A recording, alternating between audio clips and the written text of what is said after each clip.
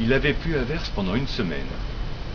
Puis la tempête du 22 août avait ravagé les habitations et les cultures. Les vendanges venaient à peine de commencer. Le riz de l'accro ne serait pas non plus ramassé, pas plus que la troisième coupe du foin, sans parler des autres céréales, des pêchers et des abricotiers qui n'avaient pas résisté au vent de 150 km/h. Personne n'aurait pensé que la sécheresse sévère de cet été, identique à celle de 2048 et 2051, se conclurait de si dramatique façon.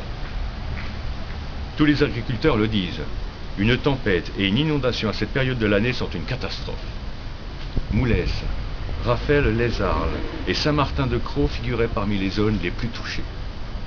C'était bien ma veine. J'habitais un des quartiers neufs qui joignait Raphaël à Saint-Martin et qui n'était plus si neuf que ça d'ailleurs. Mais quand un nom s'impose de lui-même, il est difficile d'en changer. Pour tout ce qui avait poussé au-dessus de la nationale, à partir des années 20, on disait les quartiers neufs.